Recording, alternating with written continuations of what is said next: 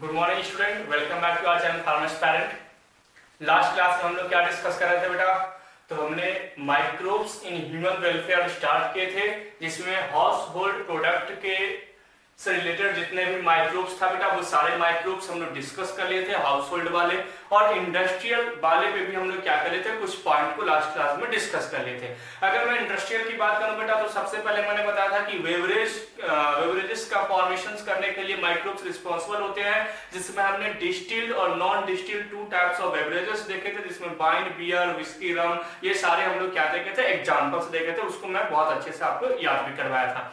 Next concept था हमारा enzymes, यानी कुछ ऐसे एंजाइम्स हैं जो इंडस्ट्रियल लेवल पे कुछ प्रोडक्ट को फॉर्मेशन करने के लिए रिस्पॉन्सिबल होते हैं। देन हमने डिस्कस किया था एंटीबायोटिक्स, यानी कि एंटीबायोटिक्स से रिलेटेड कॉन्सेप्ट मैंने बताया था कि पेनिसिलिन जो एंटीबायोटिक्स है बेटा, फर्स्ट एंटीबायोटिक्स था जो सडन इसका डिस्कवरी हो गया था, बाय चांस बाय मिस्टेक इसकी डिस्कवरी हो गई थी स्टीवन फ्लेमिंग से। उससे रिलेटेड मैंने कॉन्सेप्ट आपको बताया था, कुछ स्टोरी भी मैंने बताया था। उसको आज हम लोग और क्या करेंगे, आगे फर्दर उसको एक्सपांड करेंगे।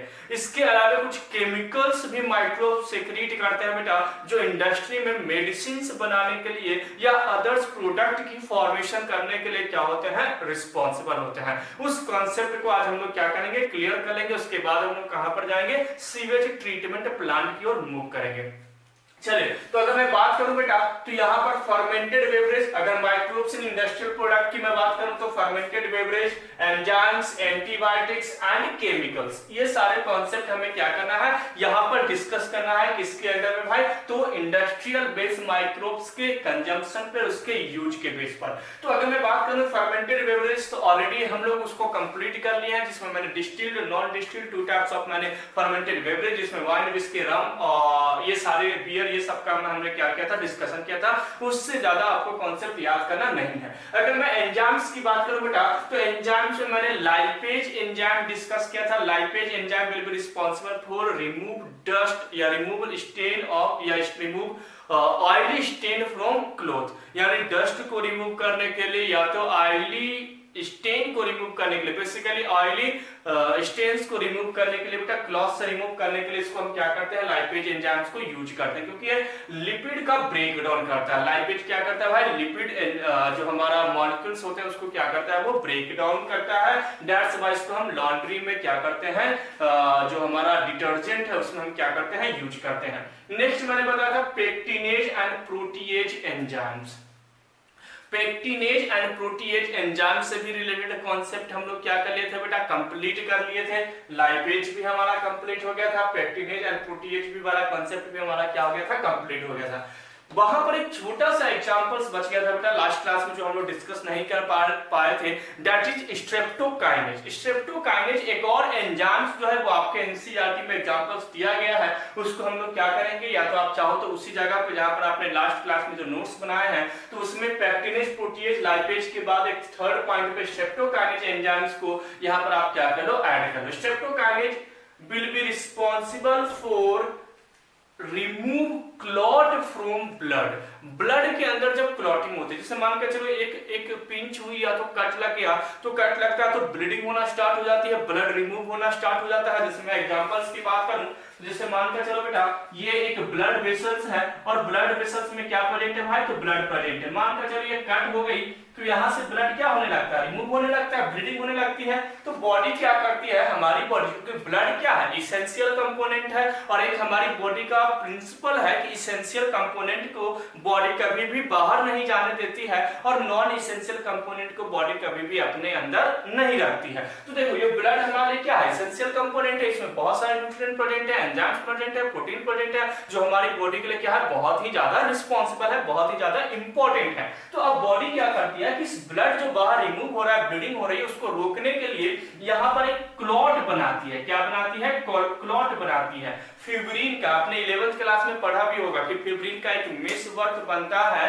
और वो आगे जाकर के क्या करता है बेटा, वो फिब्रिन का जो मेश वर्क बनता है वो या तो प्लेटलेट एग्रीगेट होते हैं और फिब्रिन के मेश वर्क बना को दोनों को कंबाइन करके क्या करते हैं, एक क्लॉटिंग लाइक स्ट्रक्चर का क्या करता है, फॉर्मेशन करता है। तो ये जो क्लॉट है, अब देखो क्लॉट जब तक है तब तो ठीक है। अब मान कर चलो यहाँ पर ब्लड वेसल्स फिर से क्या हो गया भाई, ये जो रिमूव हुआ था, कट लगा था, ये ब्लड वेसल्स फिर से ज्वाइन हो गया। तो अब इस क्लॉट की इंपॉर्टेंस नहीं रहती है। अब ये क्लॉट बॉडी क्या चाहती है कि इसको आप डिजोल्व करें, इस क्लॉट को क्या करें, डिजोल्व करें। अगर डिजोल्व नहीं करेंगे तो एक्चुअली में होता क्या है कि जैसे छोटे छोटे ये अगर आर्टरीज में जाएंगे छोटे छोटे, तो ये जो क्लॉट था बेटा, ये जब इसमें जाएंगे तो यहाँ पर ये क्या कर जाएंगे, यहाँ पर ये चौक कर देंगे, उसको क्या कर देंगे, पूरी तरीके से ब्लड की सप्लाई को आर्टरी में बंद कर देंगे, जिसको हम थ्रोम्बोएम्बोलिज्म एक डिसऑर्डर भी बोलते हैं। आपने 11th क्लास में उसको पढ़ा भी होगा। तो मैं छोटा सा मेमोरी उसका क्या करा रहा हूँ, यहाँ पर रिकॉल करा रहा हूँ। जो थ्रोम्बोएम्बोलिज्म डिसऑर्डर है, एक्चुअली क्या होती है, क्लॉटिंग, जो क्लॉट वाला जो पार्टिकल है बेटा, अगर उसको हम डिजोल्व नहीं कराएंगे, अगर उसको हम रिमूव नहीं कराएंगे तो वो किसी आर्टरीज को ब्लॉक करेगा। दैट्स व्हाई उस एरियाज में ब्लड की सप्लाई बंद हो जाती है, जिसको हम क्या बोलते हैं, थ्रोम्बोएम्बोलिज्म डिसऑर्डर या तो थ्रोम्बायसिस भी इसको हम बोलते हैं। तो देखो, ये थ्रोम्बोएम्बोलिज्म डिसऑर्डर ना हो, इसके लिए हमें क्या करना होगा, तो इस क्लॉट को रिमूव करना होगा, इस क्लॉट को तोड़ना होगा, छोटे छोटे पार्ट में डिजोल्व करना होगा ब्लड में, ताकि आगे जाकर के किसी न किसी आर्टरीज को चौक ना करे। तो वो जो क्लॉट को रिमूव करने के लिए क्लॉट बस्टर, क्या चीज की जरूरत होती है, क्लॉट बस्टर की, जो क्लॉट को क्या करे, छोटे छोटे पार्ट में डिवाइड करे, उसके लिए एंजाइम जो है स्ट्रेप्टोकाइनेज जो है वो क्या होता है, रिस्पांसिबल होता है। तो streptokinase enzyme will be responsible या will be used as a clot buster और will be used as used in clot removing agent in blood, used as a clot removing agent in blood। तो blood में clot को remove करने के लिए responsible होते हैं, as a clot buster streptokinase use होते हैं, which is produced by streptococcus bacteria. Streptococcus bacteria जो है स्ट्रेप्टोकाइनेज एंजाइम्स को प्रोड्यूस करता है बेटा, जो आगे जाकर के as a clot buster use होते हैं। क्या है क्लॉट बस्टर, क्यों हम इसको यूज कर रहे हैं, इस कॉन्सेप्ट को मैंने आपको क्या कर दिया, यहाँ पर कंप्लीट कर दिया। तो यहाँ पर हमने पेक्टिनेज, प्रोटीएज, लाइपेज ऑलरेडी हम लोग डिस्कस कर चुके थे कि लाइपेज का रोल क्या होगा, पेक्टिनेज का रोल क्या होगा, प्रोटीएज का रोल क्या होगा, ये हम लोग ऑलरेडी डिस्कस कर लिया बेटा। आज वाली क्लास में हमने स्ट्रेप्टोकाइनेज जो एक छोटा सा पोर्शन बचा हुआ था एंजाइम्स वाला, बाय मिस्टेक मेरे से छूट गया था लास्ट क्लास में, उसको भी आज हम लोग क्या कर लिए, कंप्लीट कर लिए। इससे बाहर आपको फिर एंजाइम से क्वेश्चन देखने को नीट में नहीं मिलेगा। नो डाउट आप लोग सोचते होंगे कि दूसरे जो ऐप हैं वो केवल लर्निंग सिखाते हैं, वो कभी भी नीट के क्वेश्चन सॉल्व नहीं करवाएंगे बेटा।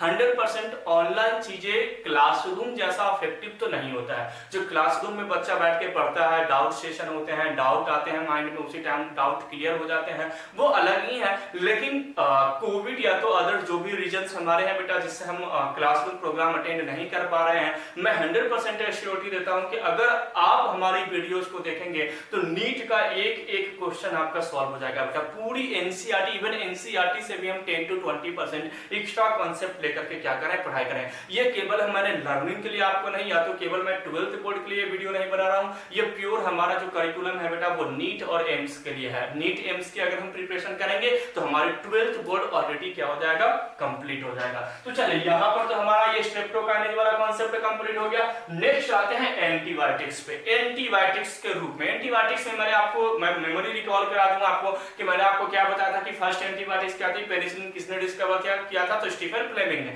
क्यों डिस्कवर किया था, बाय चांस हो गया था कि उन्होंने क्या देखा था कि भाई जो ग्रो करवा रहे थे बैक्टीरिया को, किसी दिन वो बाहर ही रह गया था और उसमें क्या हो गया था, तो एक नोटिटम, पेनिसिलियम नोटिटम, एक जो फंजाई है वो ग्रोथ कर गया था, और जो वहां पर बैक्टीरिया था बेटा वो बैक्टीरिया क्या हो गया था, मर गया था। तो इन्होंने क्या देखा था कि भाई ये जो नोटिटम ग्रोथ हुआ है, पेनिसिलियम नोटिटम, वही उस बैक्टीरिया को मारने के लिए क्या रिस्पॉन्सिबल है। और उन्होंने क्या बताया, इसका नाम दिया एंटीबायोटिक्स। एंटी मतलब अगेंस्ट, बायोटिक्स मतलब लाइफ, लाइफ के अगेंस्ट, यानी बैक्टीरिया क्या, लिविंग ऑर्गेनिज्म, उसके अगेंस्ट जो लाइफ को मारे उसको हम क्या बोलते हैं, एंटीबायोटिक्स बोलते हैं। तो बैक्टीरिया को किल करने के लिए एक ड्रग मिली थी जिसका नाम था penicillin.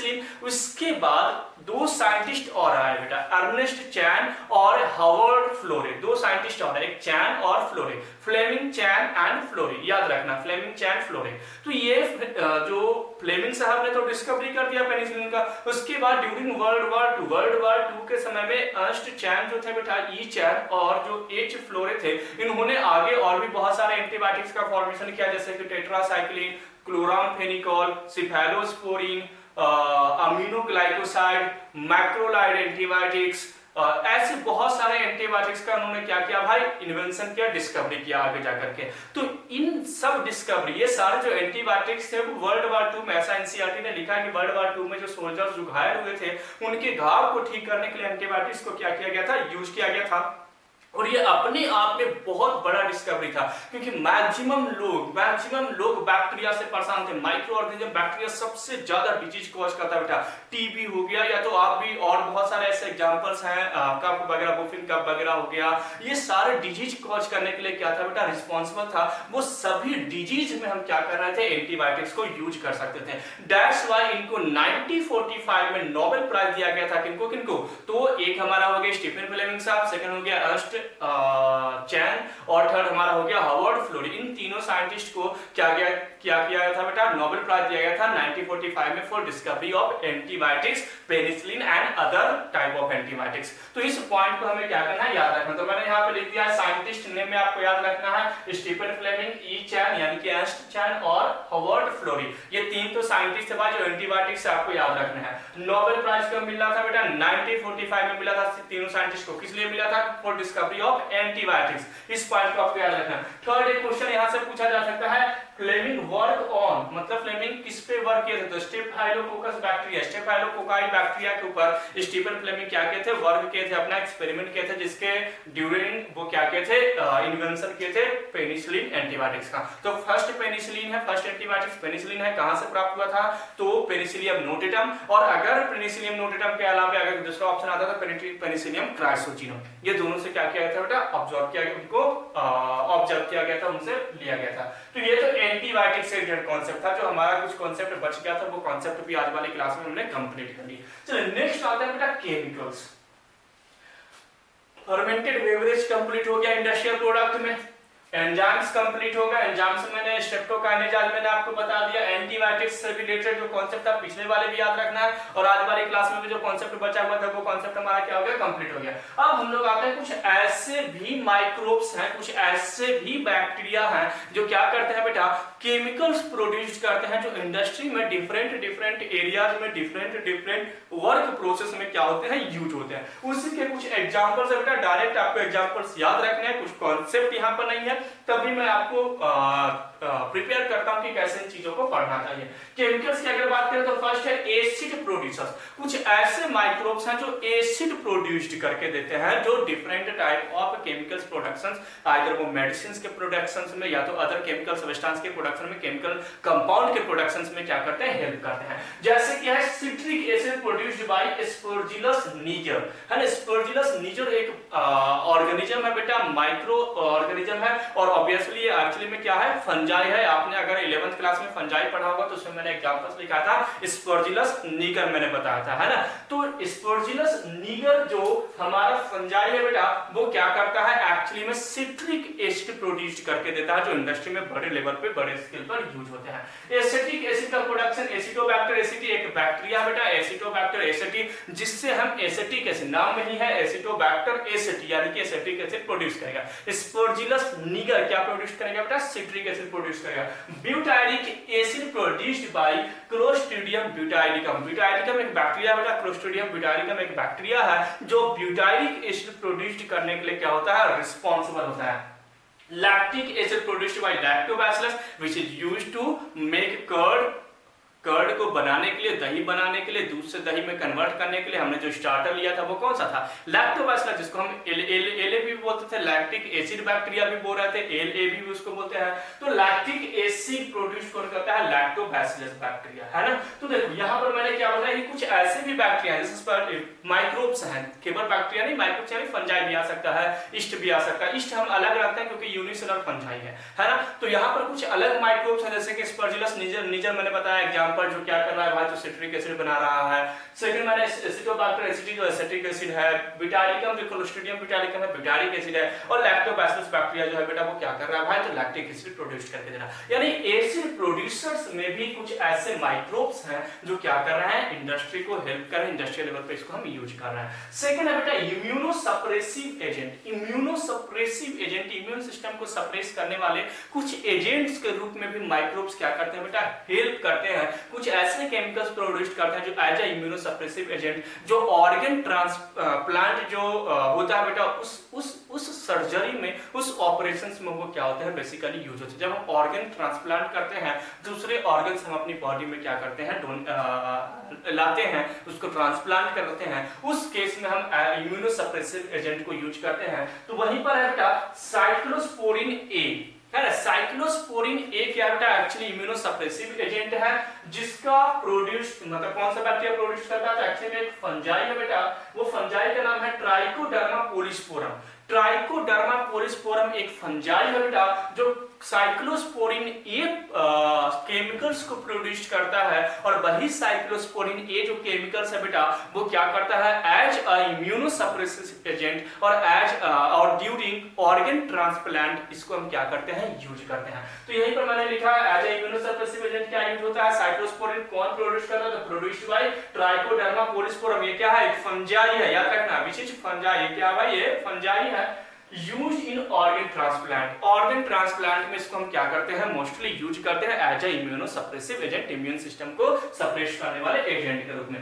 Third one is blood cholesterol lowering agent, यानी कि ब्लड कोलेस्ट्रॉल, ब्लड के अंदर अगर कोलेस्ट्रॉल का लेवल अगर इंक्रीज हो जाता है तो उस केस में भी कुछ ऐसे माइक्रोब्स हैं, बेसिकली ईस्ट है, जो एक केमिकल सीक्रेट करता है बेटा जिसका नाम है स्टैटिन, और वो स्टैटिन क्या करता है बेटा उस एंजाइम्स को इनहिबिट करता है जो एंजाइम बॉडी के अंदर, जो एंजाइम्स ब्लड के अंदर कोलेस्ट्रॉल की फॉर्मेशन के लिए, कोलेस्ट्रॉल के सिंथेसिस के लिए क्या होता है रिस्पॉन्सिबल होता है। तो यहां पर पॉइंट है ब्लड कोलेस्ट्रॉल लोअरिंग एजेंट में है बेटा statin which is produced by yeast Monascus purpureus. Monascus purpureus एक ईस्ट है बेटा जो एक केमिकल्स रिलीज करता है जिसका नाम है statin which is used for lowering the level of cholesterol in blood. Blood के अंदर कोलेस्ट्रॉल के लेवल को कम करने के लिए क्या होता है बेटा रिस्पॉन्सिबल होता है। अगर कोलेस्ट्रॉल का लेवल ज्यादा रहेगा बेटा तो आगे जाकर के क्या हो जाएगा,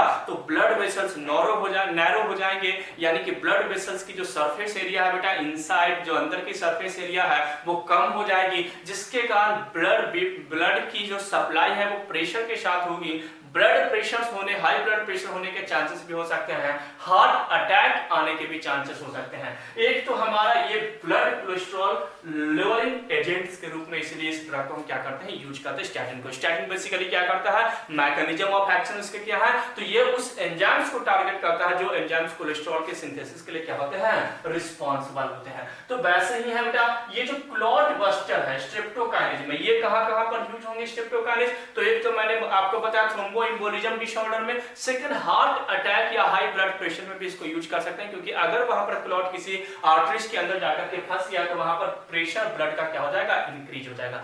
तो ये सारे कॉन्सेप्ट जो हमारा लास्ट वीडियो में, क्योंकि वो छोटी सी बोर्ड थी बेटा, मैंने आज बोर्ड भी थोड़ा साइज उसकी इंप्रूव कर दी, तो वो जो चीजें हमारी बच जाती थी, पूरे कॉन्सेप्ट नहीं आ पा रहे थे बोर्ड में, तो अब हमने क्या किया बेटा उस कॉन्सेप्ट को इस वाली क्लास में कंप्लीट कर दिया।